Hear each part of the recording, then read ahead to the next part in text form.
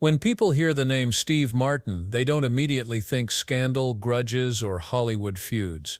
In fact, for generations, Martin has become almost synonymous with class, charm, and calculated brilliance in a world of chaotic fame. But behind the scenes, the story isn't always so warm and fuzzy, because even the most quietly dignified artists have their limits, and Steve Martin, as it turns out, has more than a few names on a private list of people who've crossed the line too many times. Not creeps or criminals per se, but people he reportedly refuses to work with ever again. Why? Because to him, their behavior wasn't just rude or disruptive, it was something worse. It was, as he's allegedly put it, the kind of energy that poisons collaboration, the kind of ego that prioritizes chaos over professionalism, and the kind of attitude that doesn't just make working hard, it makes comedy itself impossible. And when you're Steve Martin, who builds jokes like blueprints, who treats comedy like architecture, chaotic energy isn't just annoying, it's catastrophic. So today we're going to look at 9 entertainers, each one a legend, superstar, or icon in their own right, who reportedly landed on Steve Martin's personal blacklist, not through any major scandal or explosives fights, but through something quieter, a moment, a pattern, a single fracture that revealed a deeper incompatibility. And while Martin might never trash someone in public, he's too composed, too composed, too composed, too well. Steve Martin, industry insiders, longtime collaborators, and backstage observers have been talking. When you work with Steve, things either click or they don't. There's no second chance when someone shows him who they are. We're not calling these 9 people evil in a moral, dramatic comic book villain kind of way. But according to sources close to Martin, these are the entertainers who earned his personal label of being, in his words, poison to the process. And that to him is worse than incompetence. It's a betrayal of the fundamental principle that entertainment, at its core, is a collaborative mission. Let's start with one of the most widely reported and probably most unsurprising names on the list. Number 1, Chevy Chase, the ego that broke the scene. Back in 1986, Three Amigos was supposed to be a dream collaboration. Steve Martin, Chevy Chase, and Martin Short, 3 comedy titans sharing the screen in a raucous satire of cowboy cliches and mismatched heroes. But according to those on set, the experience revealed a clash so deep, the friendships never recovered. Martin came prepared, meticulous, polished, respectful. Chevy, not so much. A crew member remembered it like watching 2 different species of comedian trying to work together. Where Steve followed the script, Chevy freely rewrote his lines, often giving himself the best jokes, sometimes at the expense of his co-stars. One producer recounted how Martin would try to elevate scenes, only for Chevy to step on the rhythm to steal back the spotlight. And while Martin didn't confront him directly, he rarely does, what he said to director John Landis was unforgettable. If ego were money, Chevy could buy Wall Street. That quote stuck inside the walls of the industry for years. Not just because it was funny, Martin always landed the perfect zinger, but because it reflected something deeper. This wasn't about 1 or 2 bad days on set, it was about a mismatch of philosophy. Martin has said privately that great comedy makes room for others, that it requires trust and timing above all. For him, Chase's solo-first mentality turned comedy into a zero-sum game, and that made him, in Martin's mind, dangerous. Not in a scandalous, exploitative way, but in a quieter, more insidious one, someone who undermines everyone else just to protect his own reflection. From that moment forward, Martin never worked with Chase again. No sequels, no interviews, no comedic reunions when nostalgia tours came knocking. It wasn't drama, it was distance. And for Steve Martin, that silence says everything. What's important to note here is that these fallouts aren't fueled by celebrity drama in the tabloids. There are no pubic rants, no sensational interviews.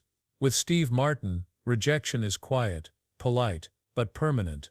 He comes from a generation where your professionalism was your personality. And when someone disrespects the work, the craft, he doesn't need a feud. He just walks away, forever. But what happens when the person disrupting you isn't a fellow craftsman swerving off the script, but a force of nature who doesn't believe in scripts at all?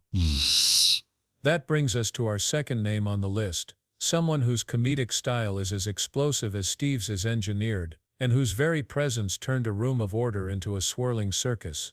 Get ready for what truly might be the weirdest collision of energies in the history of comedy. Steve Martin versus Jim Carrey. Imagine an awards ceremony.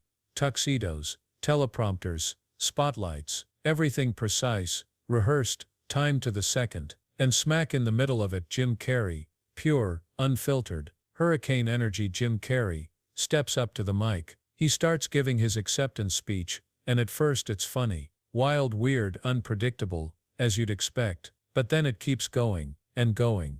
The vibe shifts, the room grows tense, the producers behind the curtain are sweating bullets, the clock is melting off the walls. Steve Martin, poised just off stage, was set to present the next award. Aware of the escalating absurdity, Martin, always clever, always composed, walked on stage holding a homemade wrap it up sign, a gag meant to gently pull the moment back into order through humor. Some in the audience laughed, but Carrey, according to witnesses, Jim didn't take it as a joke at all. The air changed, and what had started as a playful moment became, reportedly, something very different. An attendee later described it like this: Jim's face dropped. He didn't laugh it off. He didn't wink. It was like you could feel an invisible wall go up between them right there. Carrey, known for his improv-heavy stream of consciousness genius, allegedly saw Martin's interruptive joke as a slight, a critique of his style, a dismissal of his spontaneity. Whether or not that's what Martin intended, to Carrey, the message may have been, "You're not part of my universe." The fallout was quiet but unmistakable. Industry insiders say Martin later referred to working with Carrey as like trying to conduct symphony while someone throws fireworks into the orchestra pit. Not because he lacked respect for Carrey's talent. On the contrary, Martin often acknowledged how hysterical, daring and original Carrey was. But to Steve, raw talent without control becomes a liability when collaboration is on the line. Over the years, Martin reportedly turned down multiple offers involving Carrey, notably, 2 separate films where they were meant to co-star as comedic foils. Steve gave the same answer both times: love him, can't work with him. It wasn't about conflict, it was about chaos. Martin is a performer who earns his laughs through rhythm, repetition, silence, the inhale before a punchline. Carrey's genius lives in the inverse, in breaking rhythm, in blowing up the moment. To Steve, that style wasn't just exhausting, it was incompatible at the genetic level. A colleague summed it up perfectly: Steve sees comedy as jazz-influenced architecture. Jim, he's a firework factory, with a broken lock on the door. According to one close friend of Martin's, the phrasing Steve used in private was even sharper: Jim is an attention vampire. He can't help it. He has to feed. He needs all the oxygen in the room. To Martin, that wasn't a flaw in character. It was just a total mismatch in values. Comedy wasn't supposed to be theft, stealing focus, stealing timing. Comedy, for Steve, was a dialogue, an agreement. One person speaks, the other listens. It breathes. And here's a key insight: Steve Martin may be funny, but he's also fastidious. He's almost monk-like about structure. That's what makes him timeless. The elegance, the balance. You don't toss a banana peel into a Steve Martin routine. You carve it with a scalpel, and polish it with wax. To him, disruptive performers aren't just irritating, they're dangerous to the art form itself. Carrey, for his part, has never commented publicly on the moment, but insiders say the tension lingered. The few times the two crossed paths at premieres or ceremonies in later years, people noticed. No handshakes, no small talk, just an ambient chill, a mutual understanding that they had the same mission but were flying to opposite planets. By now the pattern is becoming clear. Steve Martin's version of evil isn't about headlines or criminal actions. It's behavior that fractures dynamics, that dismantles the invisible scaffolding comedy is built on: trust, timing, restraint. Which brings us to the third name on Steve's list. Because sometimes, the problem isn't a clash of comedic styles. Sometimes, it's a matter of ego, of stepping into a shared spotlight, and refusing to share it. And when that person is a dazzling performer, a Broadway icon, and a diva in every sense of the word, well, things go from uncomfortable to unmanageable in a heartbeat. Up next, Steve Martin meets an unstoppable force cloaked in sequins and center stage charisma: Bette Midler. It was supposed to be a charity gala, a high-profile, heartfelt event supporting a meaningful cause. Steve Martin had agreed to co-host, lending not just his name, but his unique brand of brilliance, calm, calculated, intelligent comedy that doesn't outshine the cause, but enhances the experience for the audience and donors alike. On the other end of the mic stood Bette Midler, the divine Miss, a star so powerful, she doesn't enter a room, she stage dives into it. And for much of the evening, that star power electrified the venue. But as the night wore on, energy turned into interference, plans turned into improvisation. What was meant to be a precisely tuned collaboration quickly morphed into something else entirely, the Bette Midler Show. According to those involved in organizing the event, Midler spontaneously launched into an elaborate musical number that hadn't been approved by the planning team or rehearsed with the band. Not only did it throw the event's timing off by nearly half an hour, it completely derailed the emotional pacing designed by Martin and the writers beforehand.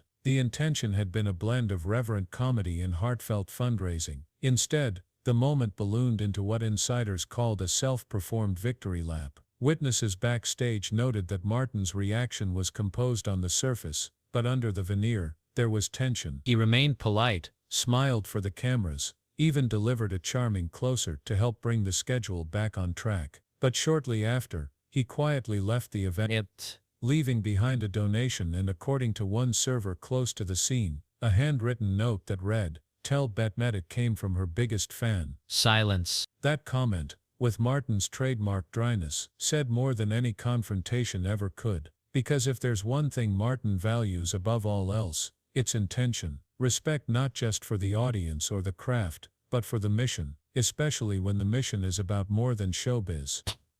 A fundraiser isn't just a concert, it's a promise to elevate the cause above ego. And to Martin, what Midler did was not just unrehearsed, it was uninvited and unforgivable in context. According to folks who've worked with Martin across decades, he never once brought it up in public, but quietly. He never worked with Bette again. No cameos, no Broadway campaigns, no celebrity specials, nada. That wasn't just shade, that was Steve Martin taking a moral stance. A producer familiar with both said it best, Steve thought Bette was extraordinarily talented. But to him she used charity as a stage, the cause was just the backdrop, and that crossed a fundamental line. This gets to the core of how Martin defines the behavior he calls evil. It's not dramatics, it's not diva behavior in the usual Hollywood sense, it's deeper. It's behavior that steals focus from the shared goal, that weaponizes charm, spontaneity, or stardom at the expense of everybody else's prep work. Comedy, he said, should always balance two forces,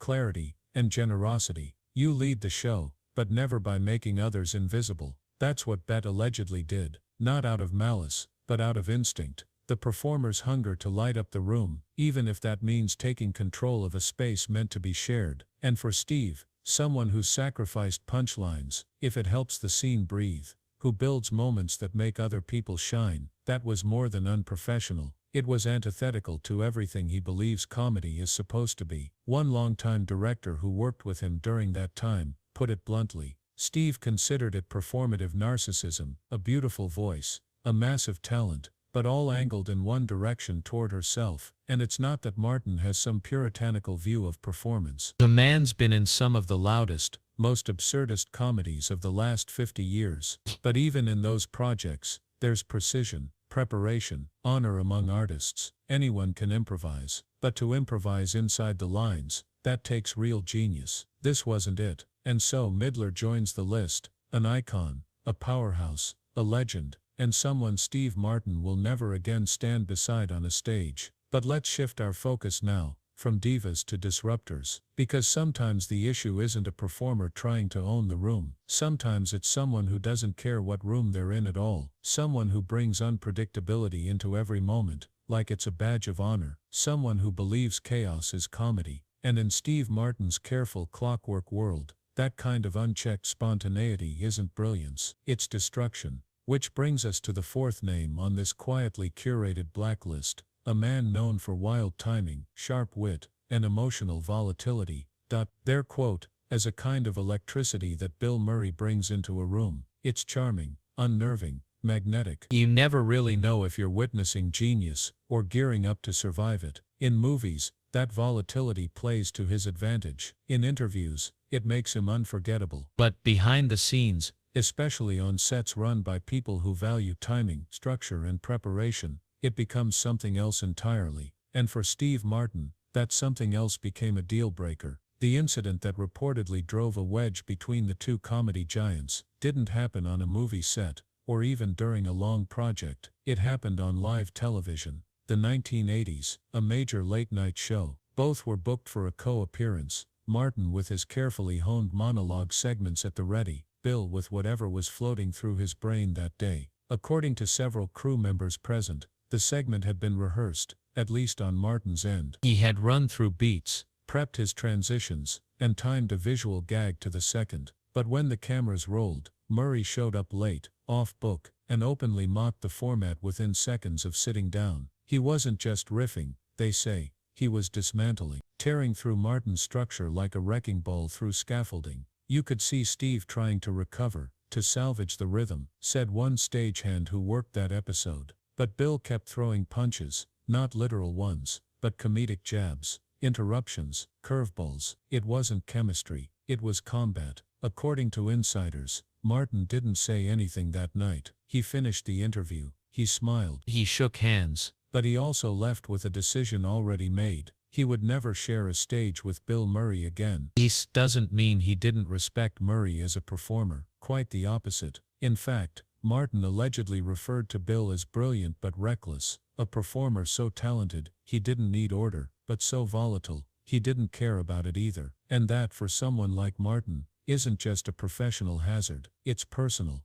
Because to Steve, comedy is a shared agreement. You preserve a moment so that everyone else can thrive within it. It's not just about being funny, it's about investing trust in the space, letting others breathe. Bill, according to Martin, didn't respect that space. He crushed it under improv that nobody asked for, and nobody rehearsed for. One friend of Martin's put it this way: Steve believes in team-built cathedrals. Murray thinks churches are more fun if you set off fireworks in the confession booth. This wasn't an isolated opinion. Multiple directors who worked with both actors have echoed the same sentiment. One described working with Murray as like piloting a plane with a raccoon in the cockpit, fascinating, terrifying, and sometimes sublime, but only if the raccoon feels like flying straight that day. Steve Martin, by contrast, built whole careers on precision. Every glance, every hand gesture, every silence in his routines was engineered. Controlled chaos might earn laughs in the moment, but Steve wasn't building laughs, he was building legacies. And in that blueprint, loose cannons like Bill Murray didn't fit the grid. Interestingly, the two icons never aired their differences publicly. You won't find interviews with either disparaging the other. No biting late-night quips, no online beefs. That's not Martin's style. He prefers subtraction to conflict, a quiet no to chaos, sealed in stone. Ask anyone who tried to pitch a Steve Martin, Bill Murray project after that late-night meltdown, and you'll likely hear a familiar phrase: not interested. Next idea. Unlike other entertainers who thrive on rivalry, Martin removes the possibility of friction by eliminating future contact. He doesn't ghost people, he doesn't rage, he just moves on. Door closed, set struck, curtain down. There's something both admirable and chilling about it. He holds boundaries like a surgical line, and if you cross it, even once, you don't get a second pass, no matter how famous or funny you are. And so, another household name fades from view in Martin's clean-lined world. Now, let's pivot. Because not all tension in Steve Martin's career came from bombastic personalities or comedic anarchists. Sometimes, the friction came from someone he liked, someone he respected, but whose overwhelming spontaneity collided so violently with Martin's structure that their scenes together became master classes in incompatibility. Two titans, two geniuses, one stage, and a cascade of mismatched energy that echoed for years. Next up, Robin Williams, the improvisational supernova, who made Steve Martin feel like he was balancing a champagne flute in a hurricane. There quote, "'S never been anyone like Robin Williams, a kinetic genius, a verbal contortionist, a man whose mind seemed to operate 5 seconds ahead of reality at all times. Watching him perform was like watching fire dance. His comedy didn't follow logic, It flowed in layered chaos, improvising in ways no one had ever seen before, and for most people, that energy was magical. But for Steve Martin, it was something else. It was overwhelming. It was destabilizing. It was, in his own words, like trying to read poetry on a roller coaster. Their differences didn't stem from personal dislike, quite the opposite. Those close to Martin say he held a deep respect for Robin, admired his brilliance, even envied his improvisational daring. But admiration doesn't always translate into compatibility, and when you put those two forces on the same stage, one built on silence and structure, the other powered by instinct and unpredictability, conflict doesn't need to be vocal, it just appears like fog,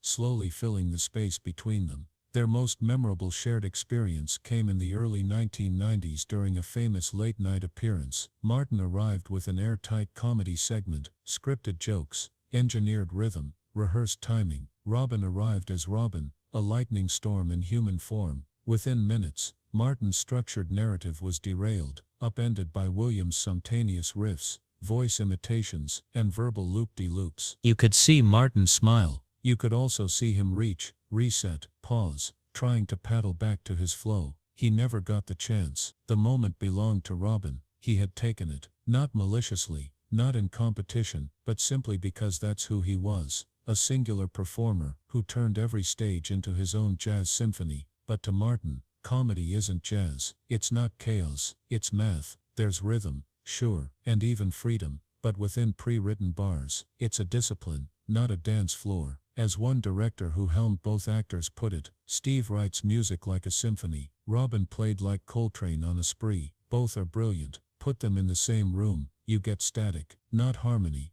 That night didn't spark a feud, not in the conventional sense, but according to those close to Martin, it left a deep impression. In the years that followed, Martin quietly declined multiple projects that would have paired him with Williams, not because he disliked him, but because he knew it wouldn't work. Their tools were too different, their philosophies, misaligned. One source summed it up like this: Steve loved Robin, but he didn't want to be next to him in a scene. He knew he'd just vanish, and vanish is what Martin refuses to do, not out of ego, but out of principle. He spent his whole life mastering control in a world ruled by chaos. Robin was chaos, beautiful as it was, and Steve couldn't coexist within it without cracking his own foundation. It's worth noting here that Martin never criticized Williams publicly. In private, he described him with affection and awe, once saying, "He was like a planet with his own orbit. I just couldn't breathe there too long." It was less a feud than a quiet step back, a mutual respect wrapped in professional distance.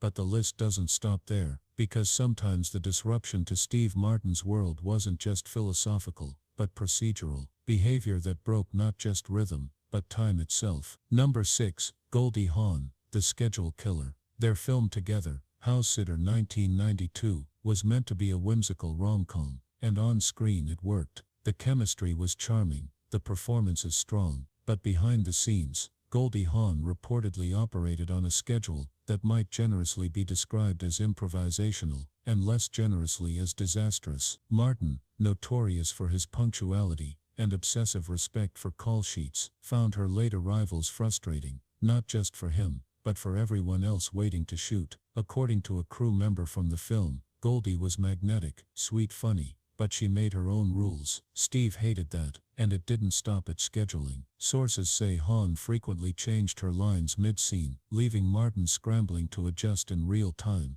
Not because he couldn't improvise, he could, but because to him, the writer's script is sacred. Every beat matters. Every word has been worked and reworked like a clockwork gear. You don't just toss it aside because you're feeling a different vibe on the day. Martin reportedly kept his cool on set, never raised his voice, but after the shoot, he turned down every future project involving Hawn. A close associate said, Steve saw her charm as real, but fragile. He saw the ego behind it, and called it kind-hearted sabotage. The final straw? An offhanded remark Hawn allegedly made about Martin's banjo playing, calling it cute, but weird. For anyone else, maybe that's nothing. But the banjo, yes, the banjo, is something sacred to Steve Martin. It's not kitsch, it's his soul, and mocking it, even lightly, was a window into a deeper mismatch. Number 7, Charles Grodin, The Deadpan Disruptor. This one's stranger. because Steve Martin and Charles Grodin were never trapped in some dramatic on-set disaster.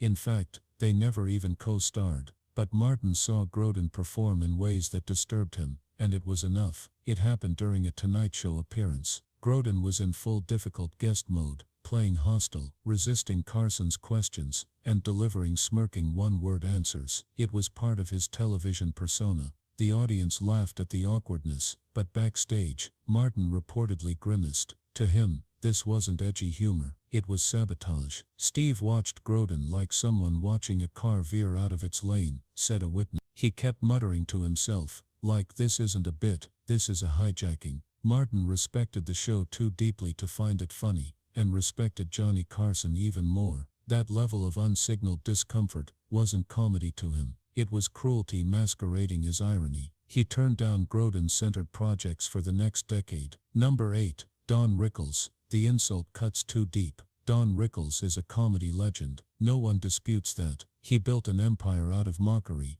and most stars embraced it. Even Martin, early on, laughed along. But at one particular roast, things went too far. Sources say Rickles took aim at Martin's divorce and personal finances in ways that crossed beyond playful. What might have drawn cheap laughs in a smoky ballroom reportedly sliced through Martin like a knife. He sat there, stone-faced, one of the attendees said. He laughed when the jokes were clever, but the ones about his personal business, there wasn't a crinkle around his eyes. After that, Martin never did another show with Rickles. He didn't issue condemnation, he just disappeared. The reason? Because to Steve, even jokes have borders. His comedy may be absurd, but it's never aimed to wound.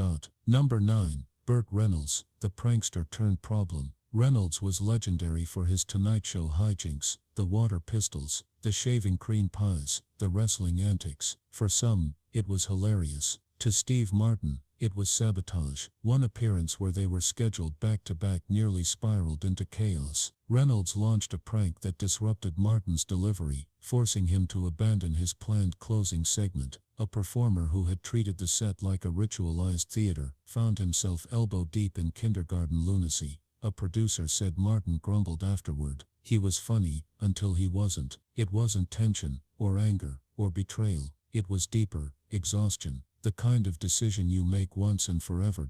Final thoughts. Steve Martin's idea of evil isn't about morality, it's about energy. Dangerous energy, disrespectful energy, disruptive energy. The kind that dishonors the truth at the center of comedy, that it's a shared space, a mutual build, a collective offering. For all his brilliance, Steve Martin has never played Hollywood's politics. He doesn't feud, he doesn't call people out, he doesn't rant on Twitter. He simply disappears from your frame, quietly, entirely.